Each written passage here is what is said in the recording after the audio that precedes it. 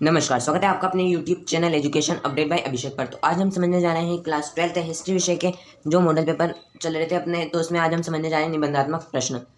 तो वीडियो में अंत तक बने रहिए, तभी आपको ये प्रश्न जो है ये अच्छी तरह से समझ में आएंगे। साथ ही मैं इंपॉर्टेंट क्वेश्चन भी बताऊँगा कि ये क्वेश्चन जो बोर्ड परीक्षा की दृष्टि से महत्वपूर्ण होंगे।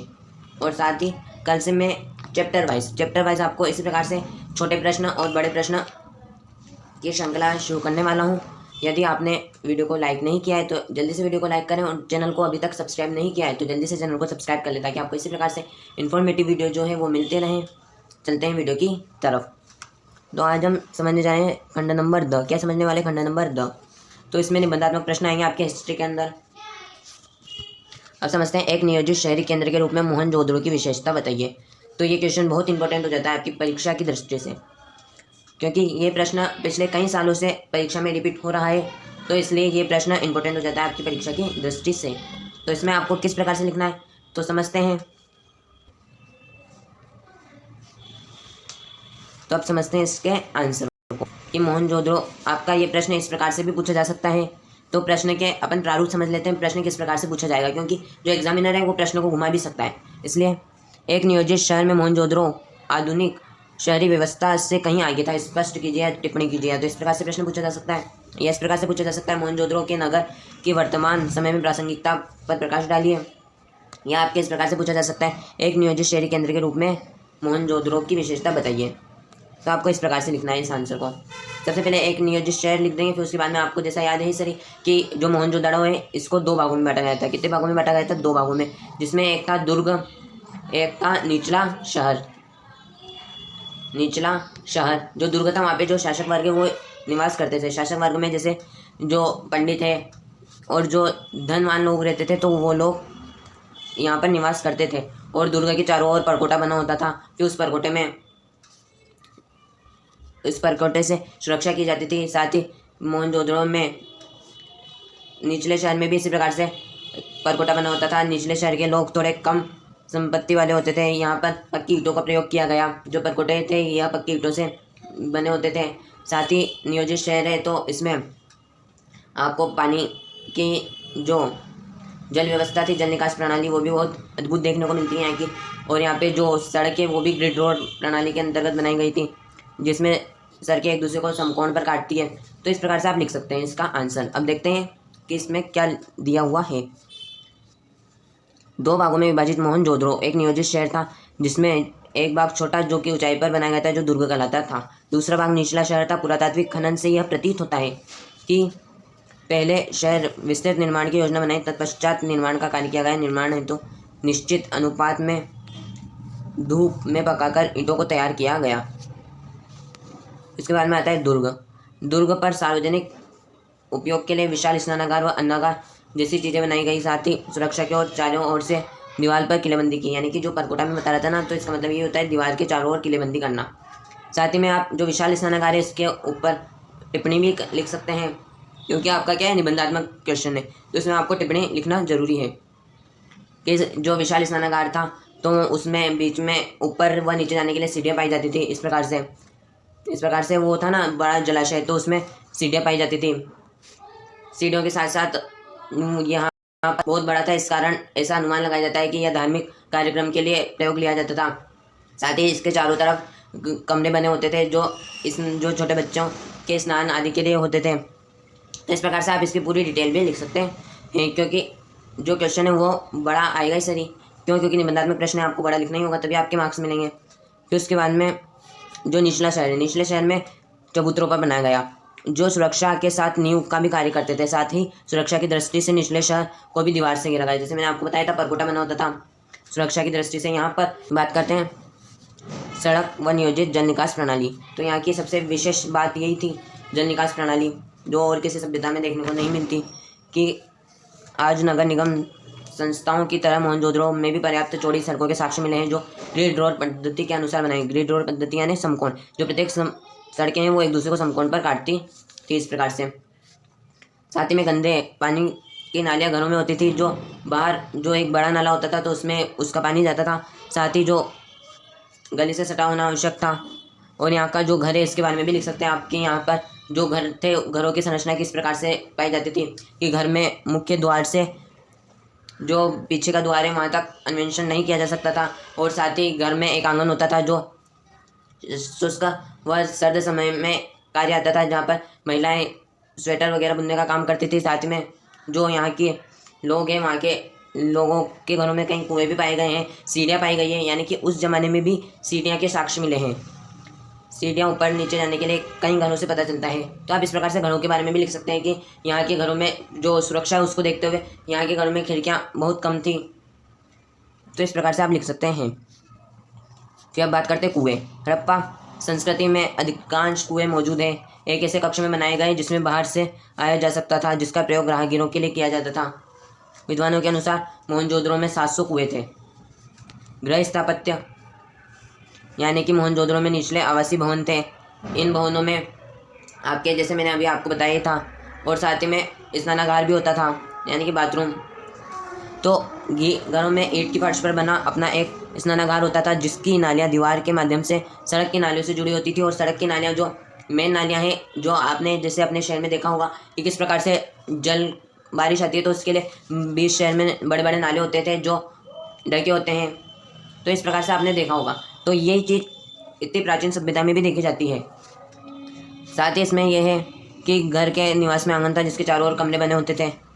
भूमि तल पर दीवारों में खिड़कियां की अनुपस्थिति व्यक्तिगत जीवन में निष्ठा व एकांत का संकेत बताती थी।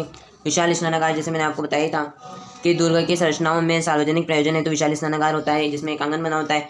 यह आयताकार जलाशय है जो चारों ओर गलियारों से घिरा होता है। इस जलाशय में जलबद्ध करने हेतु उन्नत तकनीकों का उपयोग किया गया।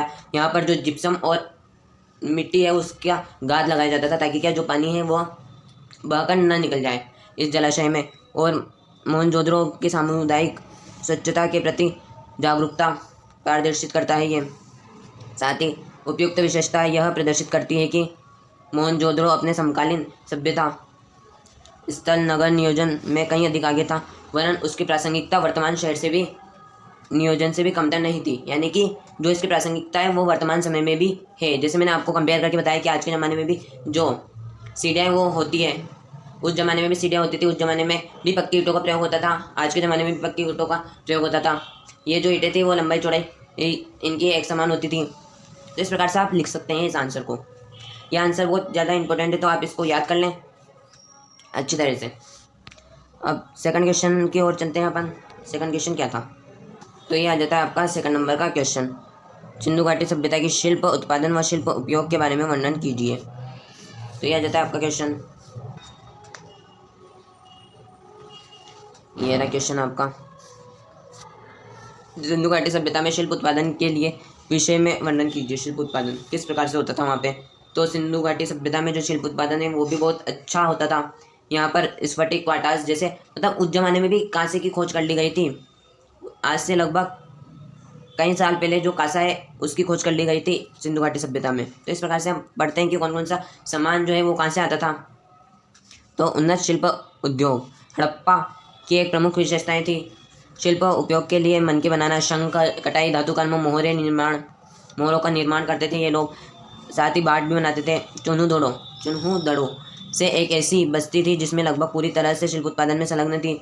मनके के निर्माण में प्रयुक्त पर्याप्त विविधताएं थी, जिसमें कार्नेलियन सुंदर लाल रंग पत्थर, जो लाल रंग का पत्थर होता था। इसके अलावा कार्नेलियन और स्फटिक जैसे पर इन क्वार्टास, इन चीज़ों को मिलाकर एक जो ढांचा होता है उसमें बंद करते थे और इससे मोती बनाया जाता था। सोने जैसे शंख, फ्यांस और पक्की मिट्टी के मनके यानी क्या होता है आप जानते हो। तो मोती आपने देखा ही होगा कि जो सीप से निकलता है, तो वो चीज़ें ये लोग घर पे बनाते थे, मतलब अपने हाथों से। आजकल तो आर्टिफिशियल मिलने लगे तो इसी प्रकार से ये लोग जेस्पर, स्फटिक, क्वार्टाज, सेलघड़ी जैसे पत्थरों को एक साथ मिलाकर एक संरचना में डालते थे और उससे बनाते थे ये मनके। फिर अब बात करते हैं कि कुछ मनकों में एक या एक से अधिक पत्थरों को आपस में जोड़कर बनाया जाता था। जैसे मैंने आपको बता ही दिया मनकों को कैसे बनाते थे। तो ये ऐसी संरचना थी, एक पत्थर और ये एक पत्थर। तो इस प्रकार से यहाँ गोला रहता ही है, जिसमें आप ये इन पदार्थों को डाल देंगे, फिर आप बंद कर देंगे। जैसे ये बंद होंगे तो फिर ये गोला बन जाएगा। जैसे आपने देखा ही हो आजकल की मूर्तियाँ जो है वो इस प्रकार से बनती है। और सोने के टॉप वाले पत्थर भी होते थे। इनको विभिन्न आकारों में बनाया जाता था, जैसे चक्राकार, बेलनाकार। तो इस प्रकार से अलग अलग माध्यम के जो रहते थे मन के, वो बेलनाकार भी होते थे, गोलाकार भी होते थे। उत्कीर्णन चित्रकारी के माध्यम से भी इनको सजाया जाता था। यानी कि आपने देखा ही होगा कि जो मोती है उस पर आजकल थोड़े बहुत कलाकृति भी होती है। तो इस प्रकार से आप समझ सकते हैं इस क्वेश्चन को। फिर उसके बाद में नीचे पढ़ते हैं तो मन के बनाने की तकनीकों में प्रयुक्त पदार्थों के अनुसार भिन्नताएं भी थी। सेलघड़ी एक मुलायम धातु थी, जिससे आपके जो सिक्के हैं, जो इस प्रकार से आपका जो मोहर है वो इस प्रकार से बनाई जाती थी। ये क्वेश्चन पूछा जा सकता है आपके छोटे क्वेश्चन में कि मोहर किस से बनाई जाती थी। तो मोहरें जो है वो सेलकड़ी के पत्थर से बनाई जाती थी, है ना। तो ये एक मुलायम पत्थर था जिस पर आसानी से कार्य किया जा सकता था।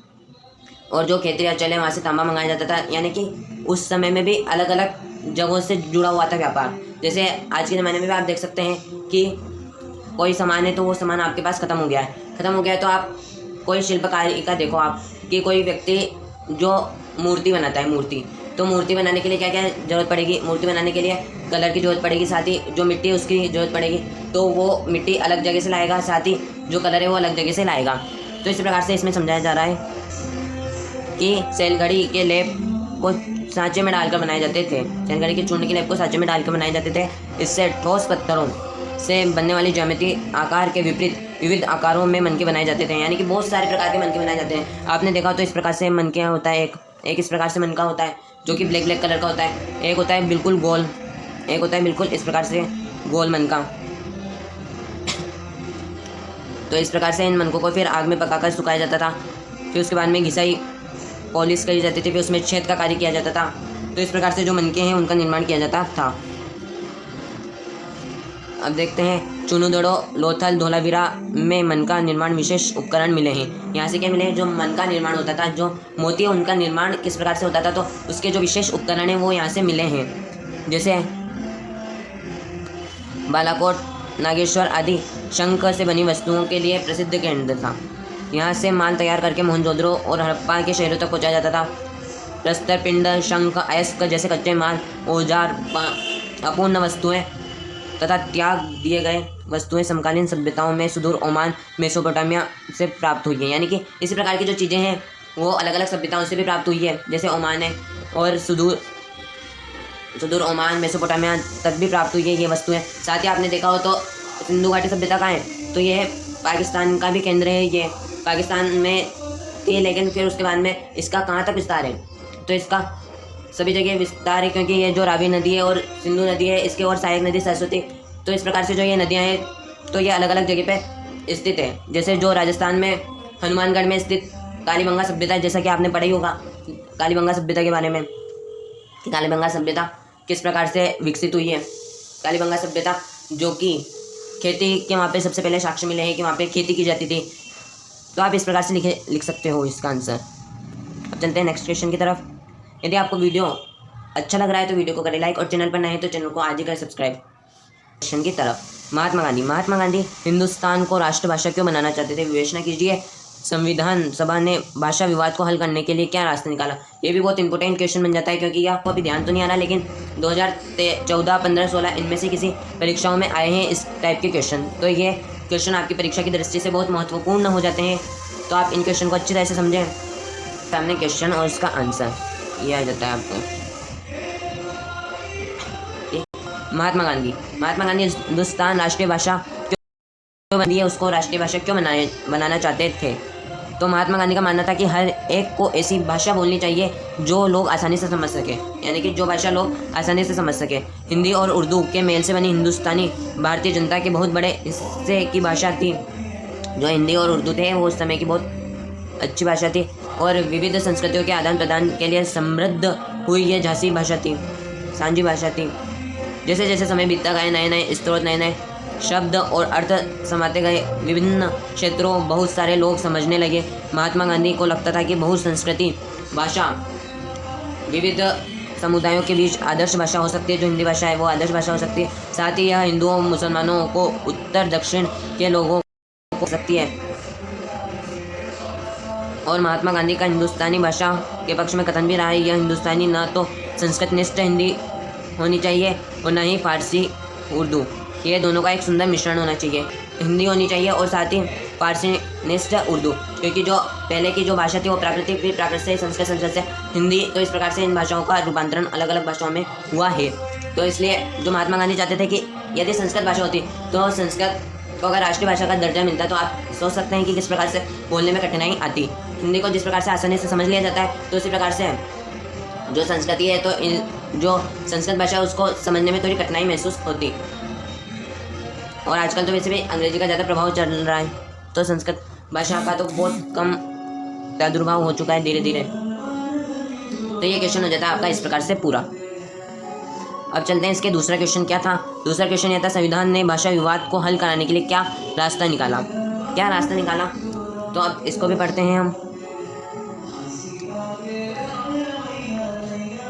संविधान सभा में राष्ट्रीय भाषा का मुद्दा 3 साल से लगातार विवाद का विषय बना हुआ था। संयुक्त प्रांत के कांग्रेसी सदस्य वी धुलेकर हिंदी भाषा को राष्ट्रीय भाषा बनाने का दर्जा दिलवाना चाहते थे। श्रीमती दुर्गाबाई शंकरदेवराय, रामलिंगम चट्टराई इत्यादि हिंदी भाषा को राष्ट्रीय भाषा बनाने का दर्जा के पक्ष में नहीं थे। ये लोग जो थे वो इसके पक्ष में नहीं थे। संविधान सभा की भाषा समिति ने इस विवाद का हल निकालने के लिए अपनी रिपोर्ट पेश की, जिसके अनुसार समिति ने राष्ट्रीय भाषा के सवाल पर हिंदी के समर्थकों और विरोधियों के बीच पैदा हो रही गतिविधियों को तोड़ने के लिए एक फॉर्मूला विकसित किया। समिति ने सुझाव दिया कि देवनागरी लिपि में लिखी हिंदी भारत की राजकीय भाषा होगी, परंतु इस फॉर्मूले को समिति ने घोषित नहीं किया। जो फॉर्मूला है उसको समिति ने घोषित नहीं किया। फिर समिति का मानना ऐसा था कि हिंदी को राष्ट्रभाषा बनाने से हम धीरे धीरे आगे बढ़ना चाहिए। पहले 15 साल तक सरकारी कामों में अंग्रेजी भाषा का इस्तेमाल जारी रहेगा। प्रत्येक प्रांत को अपने कामों के अनुसार कोई क्षेत्रीय भाषा चुनने का अधिकार होगा। संविधान सभा की भाषा समिति ने हिंदी भाषा की बजाय हिंदी भाषा को राज्य भाषा कहकर विभिन्न पक्षों की भावनाओं को शांत करने और स्वीकृत समाधान पेश करने का प्रयास किया था। यदि आप कमेंट करेंगे तो मैं पॉलिटिकल साइंस के भी इस प्रकार से क्वेश्चन ला दूंगा और साथ ही उसका भी रिवीजन अपन इस प्रकार से करेंगे यदि आप कमेंट करेंगे तो। यदि आपको वीडियो पसंद आए तो वीडियो को करें लाइक, और चैनल पर नए तो चैनल को आज ही करें सब्सक्राइब। और मिलते हैं किसी नेक्स्ट वीडियो में किसी नए टॉपिक के साथ। तब तक के लिए जय श्री राम, धन्यवाद। आप सभी को राम मंदिर प्राण प्रतिष्ठा की हार्दिक शुभकामनाएं। जय श्री राम, जय श्री राम।